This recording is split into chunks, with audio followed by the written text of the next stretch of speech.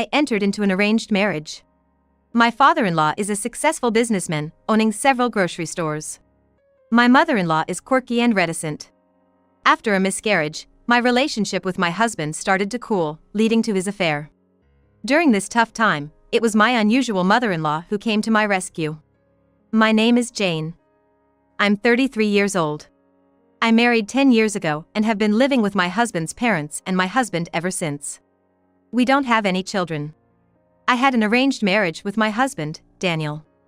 Back then, I lived with my parents and brother, a family of 4. My family has long resided in our local community, and my father was the president of the neighborhood association. This meant we often had people coming over for favors or advice. One day, a matchmaker, a lady who enjoyed setting up men and women, came for a consultation. It's a role you don't hear about much these days. She mentioned that the sole heir of a local supermarket chain was looking for a wife and asked if we knew any suitable candidates. I was serving tea and snacks, thinking it was none of my business, so I was shocked when my dad suddenly asked, "Hey, Jane. How about you try meeting him?" Indeed, I had never been in a relationship and didn't seek employment after graduating from community college, instead helping with housework.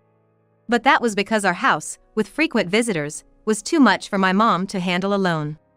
I learned a lot from her, from cooking to various household chores. My hobbies are cooking, reading, and crafts. Perhaps my father worried about his introverted, indoor-loving daughter meeting men in the future. He said, "The son of a supermarket founder who owns several stores, 30 years old, isn't it a good match? Why not meet him at least? He's quite a catch, you know," and showed me a photo. The photo did make him look sincere and likable. Most of all, he resembled my favorite actor. Even the matchmaker chimed in, "Jane, you would be perfect. You two would be an ideal pair." I started to say, but only to be interrupted by her saying, "If you don't like him, you can always say no after the meeting."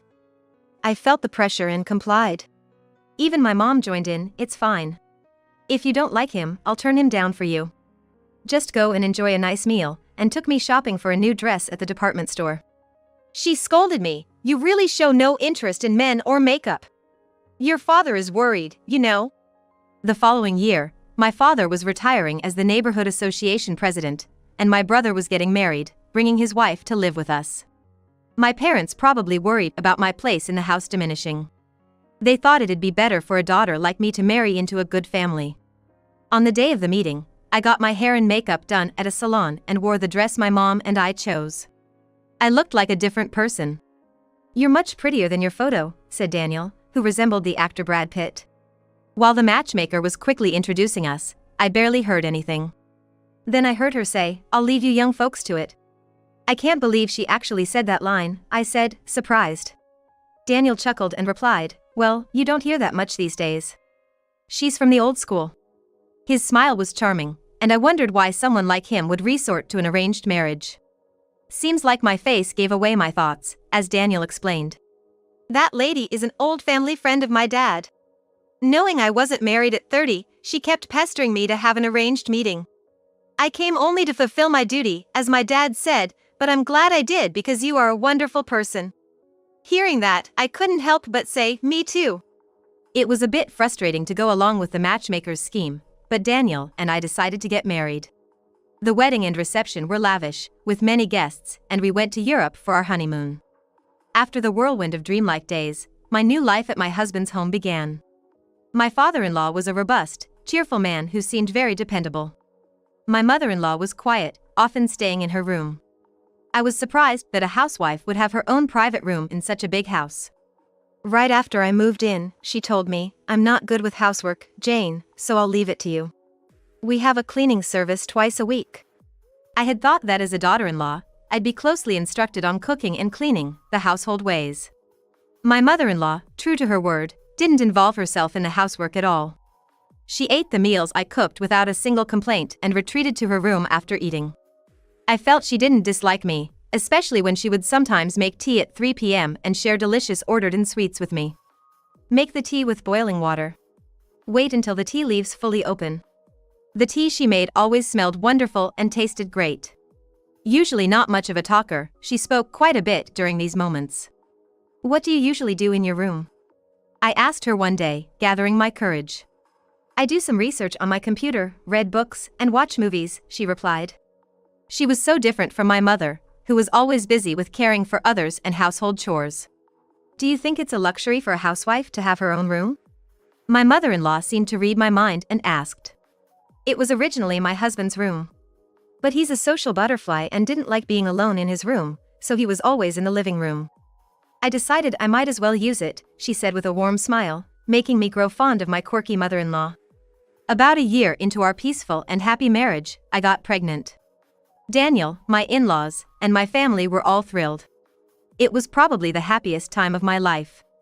But soon after sharing the news with everyone, I had a miscarriage. The doctor said early miscarriages are common and that I was still young, so I shouldn't be too down. Daniel, my in-laws, and my family comforted me, but I was deeply shocked. I had always thought that getting married and having a baby was just what women did. It was only when I experienced it myself that I realized some couples can't have children and that there are many complications with pregnancy and childbirth. I'm so sorry, I said to my in-laws. Why are you apologizing?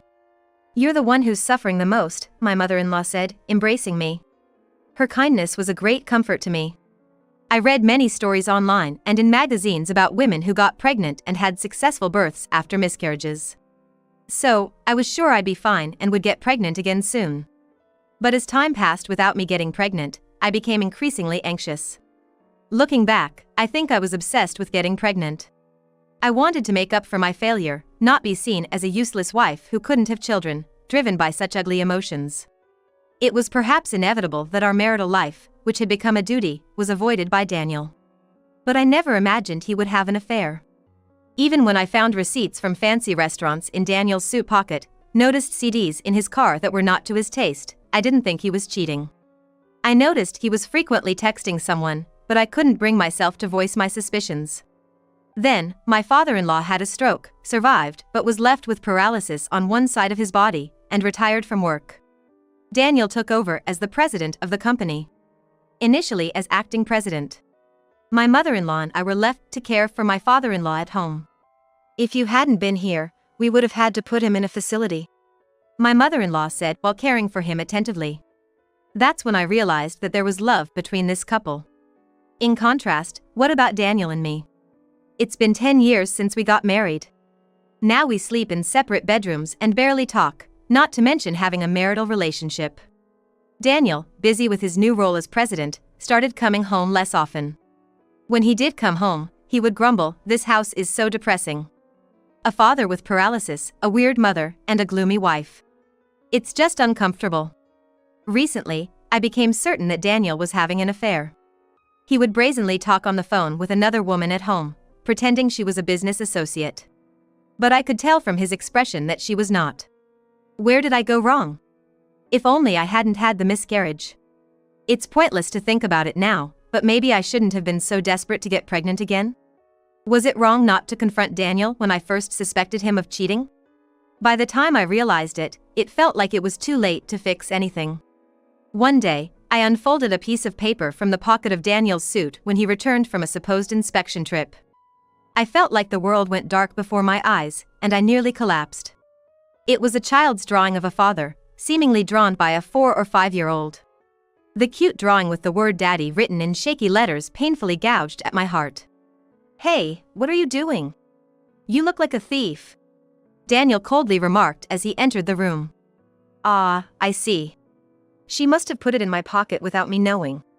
Kids, you know, can't help it," he said nonchalantly upon seeing the piece of paper in my hand. "You knew, didn't you? That I have another woman."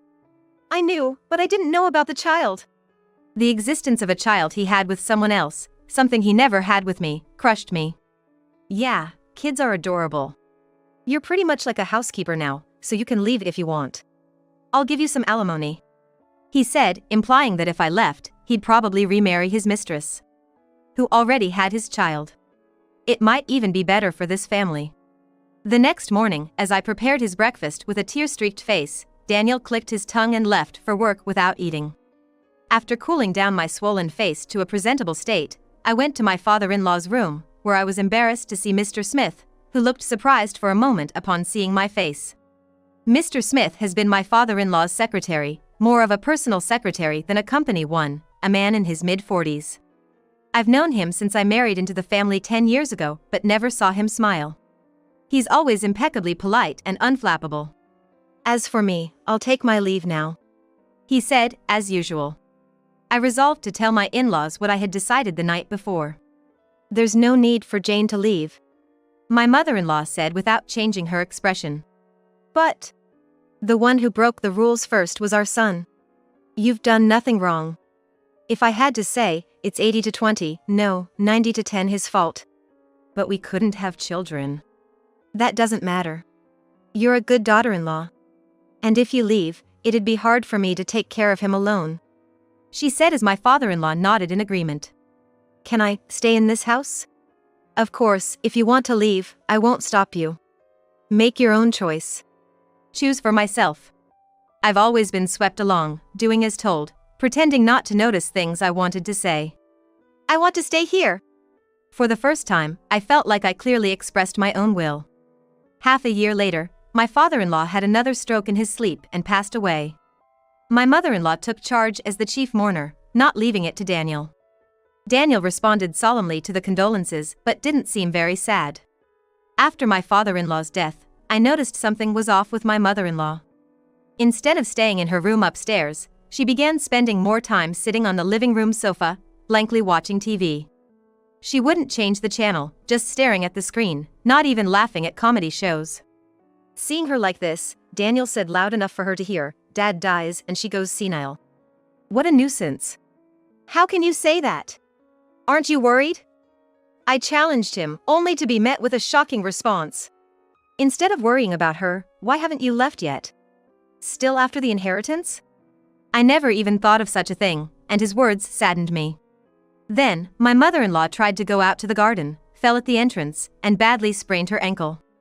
We got a wheelchair for her, as moving around the house became difficult. The house is spacious, so she doesn't bump into things, but it's old and not wheelchair-friendly. Every time she got stuck on a small step, I had to lift the wheelchair. Seeing this, Daniel, returning from work, said nothing to help. A sprain? She'll become even more senile if she can't walk. I'm totally against caregiving, so Jane, take care of the old lady until she dies, will you? I lost my temper at Daniel's words. What's wrong with you? Is that how a son should speak? Yeah.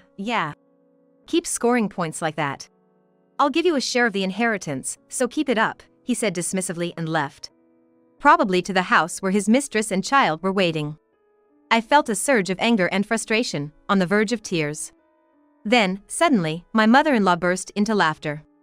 What? What's wrong? For a moment, I thought she had really lost her mind. But then she spoke clearly. Oh, it's so funny. What a foolish son. I've made up my mind. First, we'll start by selling the house. What? She pulled out her smartphone from her pocket and called Mr. Smith. As I stood there bewildered, she said, "Sorry, Jane. I was indeed feeling down after my husband died, but I wasn't senile. I was just thinking." But you didn't react at all to the TV. Well, that can't be helped. It's just not funny. Mr. Smith arrived with some documents. The performance under Daniel as acting president has been poor. Not just the sales of each store, but employee morale is down too. A major cause is Kate, your retirement from management alongside the president, but Daniel's wasteful habits can't be ignored either, he explained, showing some data to her. Kate is my mother-in-law's name. What? What do you mean? I asked, completely taken aback. Mr. Smith responded, our company's actual manager was Kate. The company grew significantly thanks to the president's popularity and Kate's sense for business. And Mr. Smith, it's thanks to you as well. You compensated for what we as a couple lacked. So, the reason you stayed in your own room was? I could access all the store data and surveillance camera footage on her computer in that room. True, I did spend time reading books and watching movies, but that wasn't all I was doing. But why? Wouldn't a vice president role have been enough? Because I'm not cut out to be a leader, Kate said, looking into the distance. Probably picturing her late husband. I've seen Daniel's true nature and intentions. I can't entrust the company to him. I have no intention of handing over the land or the house either. Mr. Smith, would you like to be the president? Can the presidency be handed over just like that? No, I'm like you, Kate. I'm not suited to be a leader either. Well, that's a problem. Then, Jane, it looks like you should be the president. What? I couldn't believe what Kate was suggesting. A person like me with no business experience suddenly becoming a president was unthinkable. When I voiced my concerns, Kate reassured, "It's okay, Mr. Smith will support you. I have a knack for understanding people. You, Jane, have a charm that inspires people to help you. That's enough for a president. Jane, you would be suitable. You're kind and considerate, and there's a trend of welcoming female executives. It will be fine." Even Mr. Smith agreed with this. "But what about your real son?" I asked, only to be shocked by the revelation. "Daniel isn't my biological son." My in-laws had been unable to have children. In those days, before infertility treatments were advanced, infertility was often blamed on women, and Kate had suffered a lot. Ultimately, the problem was with my husband, but by the time we realized, I was already over 40. So, we adopted a child from a distant relative with many kids. Daniel was already 5 when he came to this house, so he should know. Was that why he could treat her so terribly? Earlier, I said I had a knack for understanding people, but I guess I don't understand children. Oh, how dreadful. That would mean I raised him wrong, Kate said with a wry smile. Anyway, Daniel has failed as both a business leader and a family man. Mr. Smith has gathered irrefutable evidence of his infidelity. We will have him leave the company and this house. I realized that if Kate said it, it would surely happen. Mr. Smith, please start the process to sell this place quickly. I think a high-rise condo near the station here would be good for a new home. It's getting hard to climb stairs at my age. Wait, so the reason you've been staying in the living room recently is? I retired from management, but also, there's only one toilet on the first floor of this house. It's inconvenient for an elderly person, Kate said with a resigned expression. I found her slightly adorable in that moment. So, Jane, will you take the position of president? I will, I replied without hesitation, seeing it as a significant opportunity. An opportunity to change my personality and my life. On the day of my inauguration as president, Daniel burst in, looking furious. What is this? What's going on? Suddenly, Mr. Smith tells me to leave the house, and it's being demolished. I'm the president, not this woman. What kind of joke is this? He was shouting in front of all the employees. You were only ever the acting president. Based on the company's performance and employee feedback during your tenure, it's been determined that you are unfit to lead the company, I said coolly. The result of practicing in front of a mirror the night before. Also, those expensive suits you tailored and your nightly splurges at high-end clubs were all with company money. That's embezzlement, you know. We could sue you for that. The employees murmured in surprise and some even laughed mockingly. Damn it! You will regret this. Daniel spat out like a villain and fled the venue. I apologize for the unsightly scene. I may lack knowledge and experience, but with your help, I want to make this a better company. Please, I ask for your support. When I said this, a warm round of applause erupted from the audience. After the ceremony, Daniel was waiting outside. Hey! Don't mess with me. What happened to the house? It's mine, or will be once that old lady dies. Violence is not acceptable, said Mr. Smith as he twisted Daniel's arm, who was grabbing my collar and yelling. Ouch! Let go! How dare you, a mere secretary? Even a mere secretary is far more competent than a former foolish son. Kate, who had recovered from her sprain, walked in steadily and said, That house and land are already sold, and there's no place for you in this company anymore. You've been a son for a long time, so you'll get your legal share of the inheritance. Use that money to start over somewhere unknown. Emulating Kate's resolute attitude, I said, Here's the divorce papers. I've already filled in my part, and thrust the papers at him. Finally, Mr. Smith added, Oh, by the way, it seems that the child of your mistress isn't actually your son, Daniel. Perhaps you should check? What? No way, that can't be. Leaving a stunned Daniel behind, we walked away from the scene. Later, I heard from Mr. Smith that Daniel had confronted his mistress and, upon her easy confession, had thrown her out. Now alone, Daniel was reportedly spending his days in drunkenness. Even though he received a substantial inheritance, enough to open a new store. Mr. Smith told me this, but I felt no sympathy. "The view from the top floor is indeed the best," Kate remarked, looking out of the large window of our new high-rise condo. The building had commercial facilities on the first and second floors, including a supermarket, bookstore, florist, and even a hospital and veterinary clinic.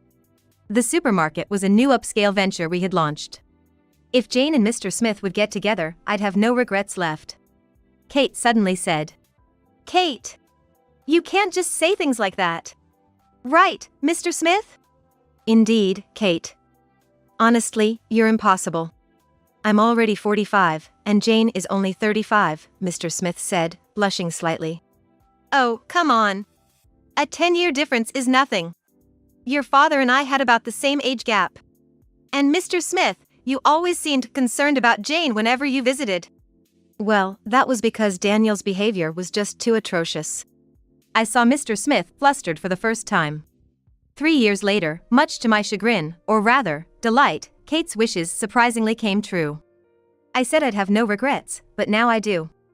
"To see my granddaughter's face like this," Kate said, lifting the newborn girl in her arms. "She may not be related by blood," my now husband Mr. Smith remarked unnecessarily. "That doesn't matter. You and Jane are my precious son and daughter," Kate said with a smile, holding her granddaughter. I felt truly fortunate to have met these people.